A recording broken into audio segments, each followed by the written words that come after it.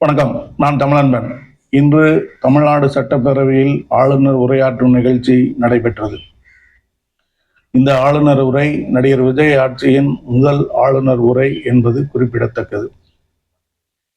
ஆளுநர் உரையின் போது ஏற்கனவே அமைச்சரவை பதவியேற்பு நிகழ்ச்சிகளில் 2 முறை வந்தே மாதரம் பாடப்பட்டது போல் இம்முறை தமிழ்நாடு சட்டசபையிலும் அப்படி பாடப்பட்டு விடுமோ என்கிற அச்சத்துடனும் பதட்டத்துடனும் பல ஆயிரம் பேர் காத்திருந்தனர்.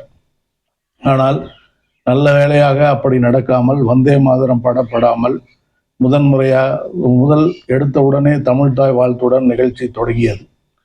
அந்த மகிழ்ச்சி சிறிது நேரம் கூட நீடிக்கவில்லை. உடனடியாக ஜனகணமனவும் பாடப்பட்டது. இது தமிழ்நாடு சட்டமன்றத்தில் இதுவரை இல்லாத ஒரு நடைமுறை. இதை நான் சொல்லவில்லை, ஆளுநர் அவர்களே அந்த நிகழ்ச்சி முடிந்த பிறகு அவருடைய பதிவில் அதை சொல்லி இருக்கிறார். வரலாற்று சிறப்புமிக்க ஒரு நிகழ்வாக இது நடந்திருக்கிறது என்று அவர் சொல்லியிருக்கிறார். தமிழ்நாடு சட்டசபையை பொறுத்த வரைக்கும் முதலில் தமிழ்தாய் வாழ்த்து, நிகழ்ச்சி முடியும் போது ஆளுநர் உரை முடிந்த பிறகு முடிந்த நேரத்தில் ஜனகணமன பாடப்படுவது வழக்கமாக நடைமுறையில் இருந்த ஒன்று.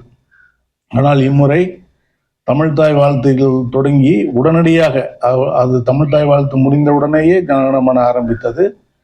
அதன் பிறகு ஆளுநர் உரை தொடங்கியது. ஆளுநர் உரையாற்றி முடித்த பிறகு மீண்டும் ஜனகணமன பாடப்பட்டது. இது 2 முறை பாடப்பட்ட முதல் நிகழ்வு தமிழ்நாடு சட்டசபையில் என்பது ஆளுநருடைய பதிவிலிருந்தே நாம் அறிந்து கொள்ள முடியும். இதை வைத்துக்கொண்டு அவர் ஒன்றிய மாநில உறவு, அதாவது மத்திய மாநில உறவு மிக இணக்கமாக இருக்கிறது என்று பதிவிட்டிருக்கிறார் ஆளுநர் அவர்கள். அதற்கு காரணமாக அவர் சொல்லியிருப்பது இந்த நிகழ்வை மட்டும்தான். இந்த நிகழ்வு, அதாவது 2 முறை தேசிய கீதம் பாடப்பட்டது என்பது ஒரு மிகுந்த வரலாற்று சிறப்புமிக்க ஒரு நிகழ்ச்சி என்று அவர் பதிவு செய்திருக்கிறார். நடிகர் விஜயனுடைய ஆட்சி வழக்கம் போல் வழக்கத்தை மாற்றி நமக்கு ஒரு ஏமாற்றத்தை கொடுத்திருக்கிறது. இந்த விஷயத்தில் இது முடிந்த பிறகு ஆளுநர் உரை தொடங்குகிறது. ஆளுநர் உரையில் இதற்கு முந்தைய திமுக ஆட்சியில் என்னென்ன திட்டங்கள் எல்லாம் சொல்லப்பட்டனவோ அத்தனையையும் ஆளுநர் உரையும் திரும்ப சொல்லியது. அதிலும் குறிப்பாக ஒன்றிய ஆட்சியை கடுமையாக எதிர்க்கக்கூடிய சில விஷயங்களையும் ஆளுநர் உரையில் குறிப்பிட்டிருந்தார்கள் என்பது வரவேற்க தகுந்த ஒன்று. அதாவது ஒன்றிய அரசின் புதிய கல்விக் கொள்கையை, அதாவது இந்தி திணிக்கும் கல்விக் கொள்கையை அமல்படுத்தினால்தான் தமிழ்நாட்டுக்கு உரிய நிதியை தருவோம் என்று ஒன்றிய அரசு அதை நிறுத்தி வைத்திருக்கிறது. அது தவறானது. அதை உடனடியாக விடுவிக்க வேண்டும் என்று ஆளுநர் உரை சொல்லியிருக்கிறது.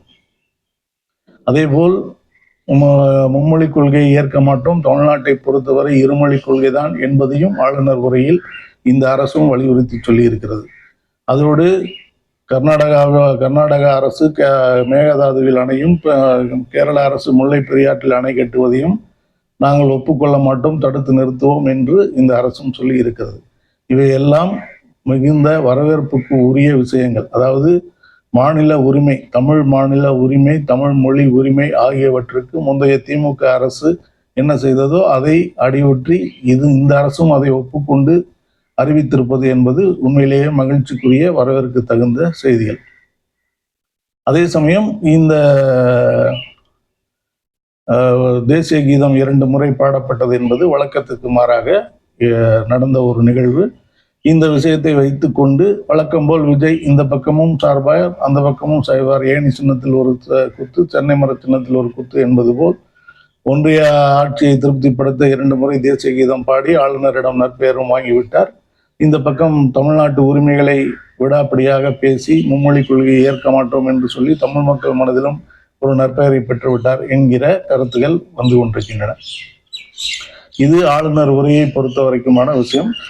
இந்த ஆளுநர் உரைக்கு பிறகு ஆளுநர் உரை குறித்து வெளியில் செய்தியாளர்களிடம் அரசியல் கட்சி தலைவர்கள் பேசியதில் பல விஷயங்கள் நமக்கு வெளிப்பட்டிருக்கின்றன. அதில் குறிப்பிடத்தகுந்த ஒரு விஷயமாக நான் கருதுவதை உங்களுடன் பகிர்ந்து கொள்கிறேன். எதிர்கட்சி தலைவர் திமுகவை சேர்ந்த உதயநிதி ஸ்டாலின் அவர்கள் ஆளுநர் உரை குறித்து கடுமையான விமர்சனம் செய்து ஊடகங்களிடையே பேசினார். அப்பொழுது அவர் முந்தைய திமுக ஆட்சி பற்றி குற்றம் சொன்னவற்றை எல்லாம் மறுத்து அதற்கு கண்டனம் தெரிவித்து பேசிய அவர் கடந்த சில ஆண்டுகளாக ஆளுநர் RN ரவி அவர்கள் எப்படி நடந்து கொண்டார் என்பது உங்கள் அனைவருக்கும் தெரியும்.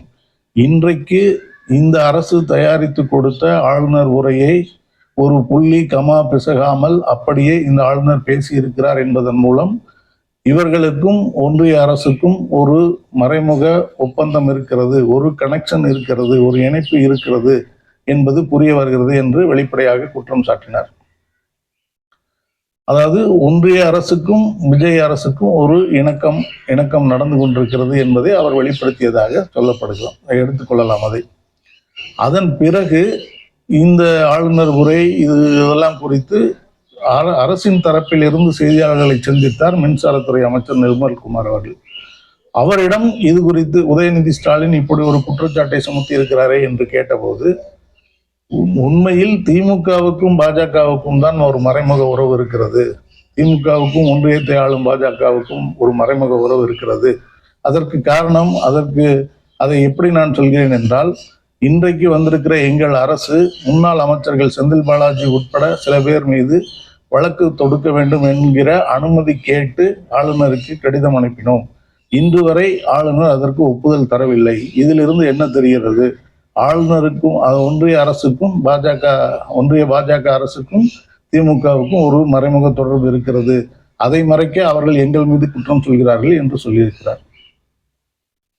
அதாவது உதயநிதி ஸ்டாலின் விஜய்க்கும் பாஜகவுக்கும் மறைமுக தொடர்பு என்கிறார், நிர்மல்குமார் திமுகவுக்கும் பாஜகவுக்கும் மறைமுக தொடர்பு என்று சொல்கிறார். இவர்கள் ஒருவரை ஒருவர் மாறி மாறி குற்றம் சொல்லிக் கொள்கிறார்கள். இதில் எது உண்மை என்பது இரண்டாவது விஷயம். முதலில் இதில் தெரிந்து கொள்ள வேண்டியது, இந்த மறைமுக உறவு என்று சொல்வதே தங்கள் மீது சுமத்தப்படுகிற குற்றம், தங்கள் மீது வீசப்படுகிற அழுக்கு என்று இரண்டு கட்சிகளுமே நினைக்கின்றன என்பது இதிலிருந்து வெளிப்படுகிறது. நாங்கள் பாஜகவோடு மறைமுகமாக உறவு வைத்துக் கொண்டு விஜய் ஆட்சி செயல்படுகிறது என்று சொன்னால் அது தங்களுக்கு ஏற்பட்ட இழுக்கு என்று நிர்மல்குமார் கருதுகிறார். அதனால்தான் அவர் நாங்கள் உறவில் இல்லை, அவர்கள் உறவில் இருக்கிறார்கள் என்று சொல்கிறார். அதே போல் திமுகவும் விஜயும் பாஜகவும் உறவு என்று சொல்லும்போது விஜய் ஒரு தவறு செய்கிறார் என்கிற பொருளில் அந்த குற்றத்தை சொல்லுகிறது. இதிலிருந்து இவ்விரண்டு கட்சிகளுமே பாஜக என்பது ஒரு தவறான சக்தி, தீய சக்தி, அந்த சக்தியோடு யார் உறவில் இருந்தாலும் அது தவறு என்று தமிழ்நாட்டு மக்கள் ஏற்றுக்கொள்வார்கள் என்பதால் மாறி மாறி குற்றம் சொல்கிறார்கள் என்று புரிந்து கொள்ளலாம் நாம். அதாவது இவர்களுக்குள்ள அரசியல் பகை என்பது பிறகு யாராக இருந்தாலும் பாஜகவோடு உறவு வைத்தால் அது தவறு என்பதை இரண்டு பேருமே சொல்லிக் கொள்கிறார்கள். அது விஜய் சொல்கிற மாதிரி திமுக தொடர்பு வைத்திருந்தாலும் தவறுதான், திமுக சொல்கிற மாதிரி விஜய் தொடர்பு வைத்திருந்தாலும் தவறுதான் என்பதுதான் மக்கள் எடுத்துக்கொள்ளக்கூடிய செய்தியாக இருக்கிறது. இவர்கள் ஒருவேளை இருவருமே ஒரு மறைமுக தொடர்பு வைத்துக் கொண்டிருந்தாலும் கூட அந்த கட்சியை அசிங்கப்படுத்துகிற மாதிரி தான் இந்த செய்தியை வெளியில் சொல்கிறார்கள். விஜய்க்கும் பாஜகவுக்கும் உறவு இருக்குமானால் நாங்கள் உறவில் இல்லை, திமுக தான் உறவில் இருக்கிறது என்கிற குற்றச்சாட்டை சுமத்த வேண்டியதில்லை. அதே போல் விஜய்க்கும் திமுகவுக்கும் பாஜகவுக்கும் தொடர்பு இருக்கிறது என்று வெளிப்படையாக சொல்ல வேண்டியதில்லை.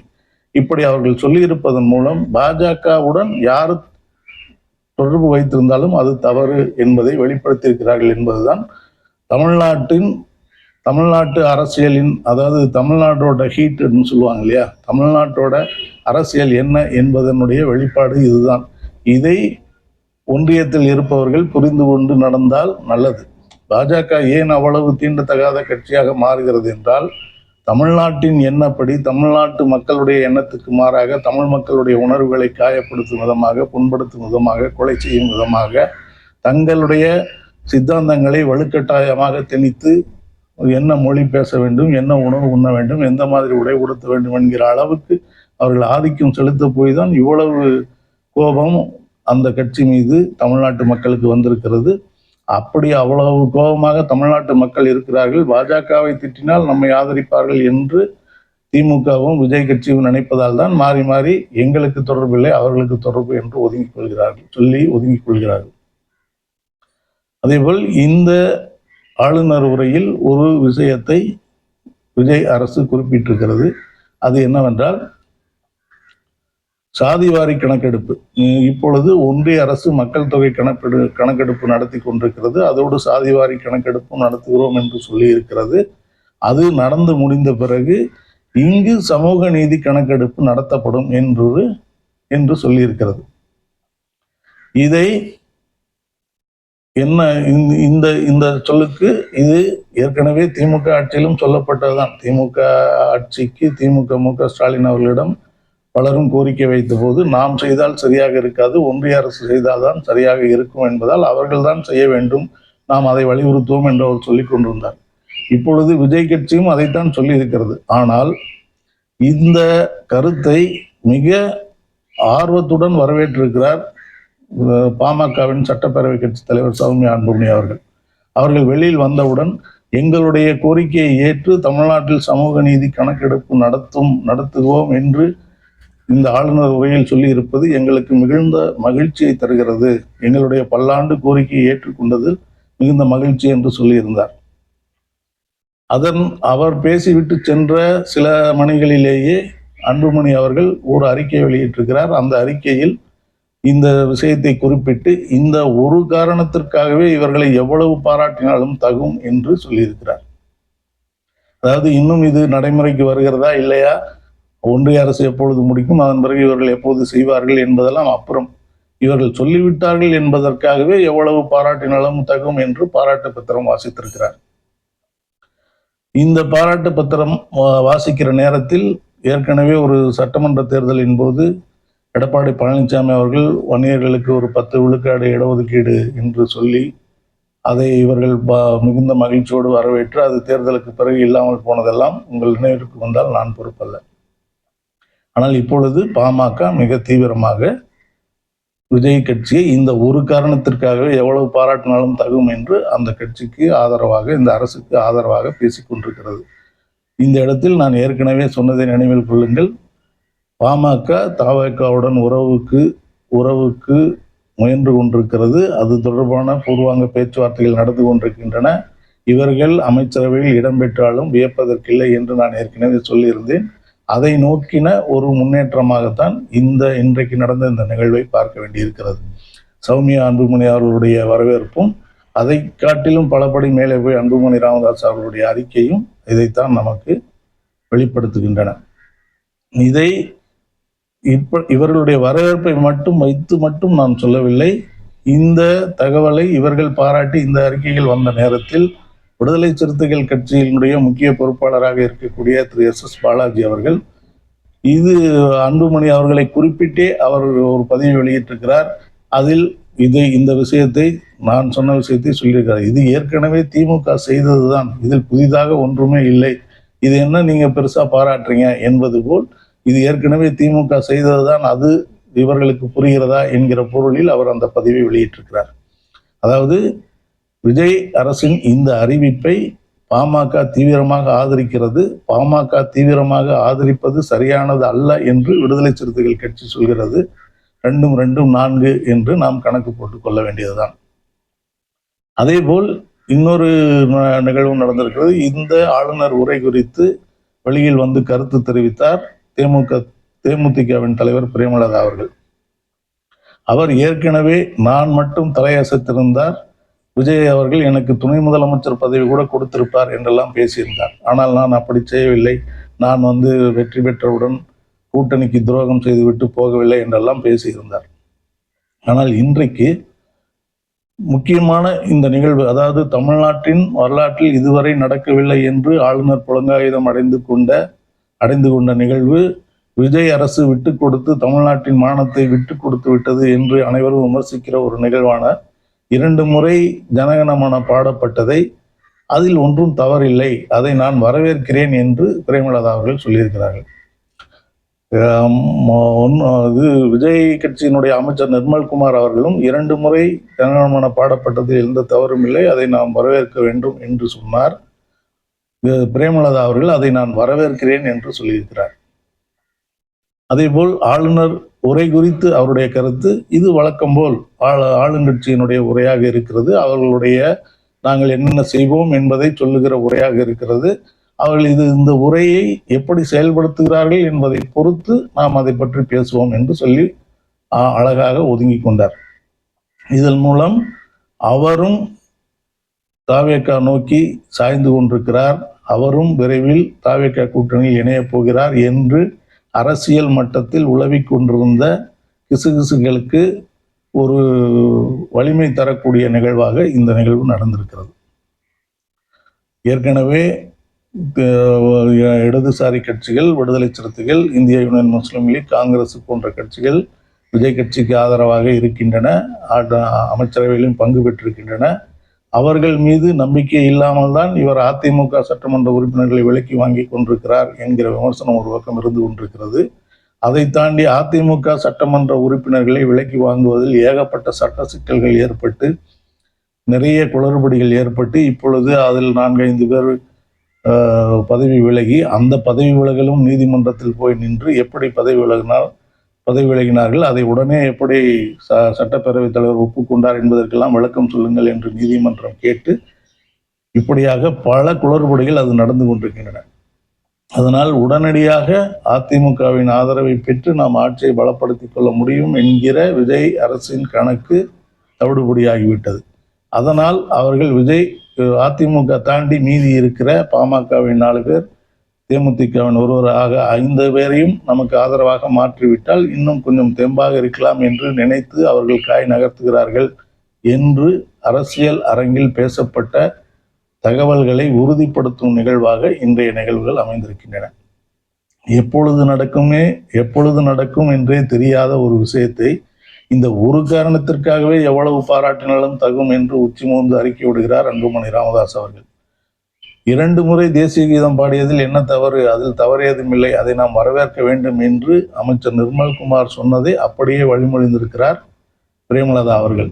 இவ்விரண்டு நிகழ்வுகளையும் பார்க்கும்போது தாவேகா பக்கம் தேமுதிகவும் பாமகவும் சாய்கிறது என்று அரசியல் அரங்கில் உலவும் தகவல்களை உறுதிப்படுத்தும் வண்ணம் அமைந்திருக்கிறது.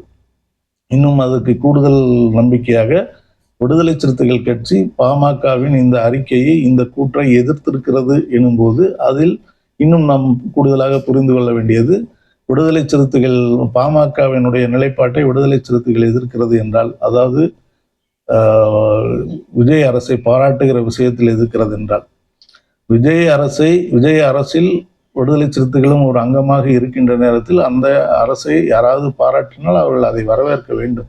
ஆனால் அவர் அதை குறிப்பிட்டு சொல்லி எதிர்ப்பு கருத்தை பதிவு செய்திருக்கிறார் எனும்போது இவர்கள் இந்த பக்கம் சாயவிருக்கிறார்கள், அது அவர்களுக்கு ஓப்பானதாக இல்லை என்று அரசியல் அரங்கில் உலவும் அந்த கருத்துக்கு வலுச்சேர்ப்பது போல் அமைந்திருக்கிறது என்பதுதான் உண்மை. இப்படியாக இன்றைய ஆளுநர் உரையில் வழக்கம்போல் விஜய் ஒன்றிய அரசுக்கு பயந்து 2 முறை தேசிய கீதம் பாடவிட்டார். தமிழ்நாட்டு அரசுக்கும் தமிழ்நாட்டு மக்களுக்கும் தமிழ் மொழி இனத்துக்கும் பயந்து, தமிழக அரசியல் கட்சிகளுக்கும் பயந்து முந்தைய திமுக அரசின் திட்டங்களை அப்படியே எடுத்துக்கொண்டு அதை நாங்களும் நடைமுறைப்படுத்துவோம் என்று அறிவித்து விட்டார் என்று 2 பக்கமும் கோல் போட்டிருக்கிறார். வழக்கமாக அவர் செய்கிற வேலையை அவர் இப்பொழுதும் செய்திருக்கிறார் என்கிற விமர்சனங்களும் அரசியல் அரங்கில் ஏற்கனவே இருக்கிற கட்சிகளை தாண்டி இப்பொழுது திரு வைகோ அவர்கள் மதிமுகவும் திமுக கூட்டணியில் இருந்து விலகி தாவேகா கூட்டணியில் இணையவிருக்கிறது. அதற்கான எல்லா விஷயங்களையும் அவர் வெளிப்படையாக சொல்லிவிட்டாலும் இன்னும் பொதுக்குழு கூட்டி முடிவெடுப்போம் என்று அவர்கள் சொல்லியிருக்கிறார்கள். ஜூன் 27ஆம் தேதி பொதுக்குழு, அந்த பொதுக்குழுவில் அவர்கள் அதை முறையாக அறிவிக்கப் போகிறார்கள் என்பதை நாம் புரிந்து கொள்ள முடியும். அதை தாண்டி திமுக கூட்டணியில் இருந்த ஒரு கட்சியாக இருந்த தேமுதிகவும் இப்பொழுது அணி மாறுவதற்கான நடவடிக்கைகளை தொடங்கியுள்ளது என்பது இன்றைக்கு வெளிப்பட்டிருக்கிறது. அதேபோல் அதிமுக பாஜக கூட்டணியில் இருந்த பாமகவும் விஜய் பக்கம் போவதற்கான அறிகுறிகள் வேகமாக தென்பட தொடங்கியிருக்கின்றன என்பதும் இன்றைக்கு நாம் உணர்ந்து கொள்ளக்கூடிய விஷயங்கள். இதிலும் ஏற்கனவே சொன்னது போல் பாமக விஜய் பக்கம் போகிறது என்றால் அது பாஜகவின் ஆசையோடு தான் இருக்கும் என்று ஒரு கருத்தும் நிலவுகிறது. ஏனெனில் ஒன்றிய அளவில் அன்புமணி ராமதாஸ் அவர்களுக்கு இருக்கக்கூடிய ஒரு வழக்கு, அதனுடைய சிக்கல் ஆகியவற்றின் காரணமாக அவர் ஒன்றிய ஆட்சி அதிகாரத்தை எதிர்த்து கொண்டு எதையும் செய்ய முடியாது. அப்படி செய்தால் உடனடியாக அவர் சிறைக்கு செல்ல நேரிடும் என்பது நாம் அல்ல, அவருடைய தந்தையே சொன்ன விஷயம்தான். இப்பொழுது அவர் விஜய் கட்சி பரபரப்பாக ஆட்களை தேடிக்கொண்டிருந்த போது அமைதியாக இருந்தவர் இப்பொழுது மெதுவாக விஜய் பக்கம் சாய தொடங்கி இருக்கிறார் என்றால் அவருக்கு பாஜகவின் ஆசை இருக்கிறது என்ற ஒரு தகவலும் இருக்கிறது. அப்படி பார்த்தால் உதயநிதி சொன்னது போல் பாஜகவோடு விஜய் கட்சி இணக்கமாக இருக்கிறது, அதனால் பாமக அங்கு செல்கிறது என்றும் சொல்லக்கூடிய ஒரு வாய்ப்பு ஏற்பட்டிருக்கிறது. எது இன்றைய ஆளுநர் உரையை வைத்து இவ்வளவு தகவல்கள் ஓடிக்கொண்டிருக்கின்றன. இவற்றில் அடுத்தடுத்து, அதாவது நாம் ஏற்கனவே யூகித்தவாறே ஒவ்வொரு விஷயங்களும் நடந்து கொண்டிருக்கின்றன. அடுத்தும் விரைவில் இந்த பாமக, தேமுதிக, தவிக கூட்டணியில் இணையக்கூடும் என்பதும் அதனுடைய அறிவிப்புகள் முறையாக வரும் என்பதும் நாம் யூகிக்கிறோம். அது நடக்கிறதா இல்லையா என்று பொறுத்திருந்து பார்ப்போம். நன்றி, வணக்கம்.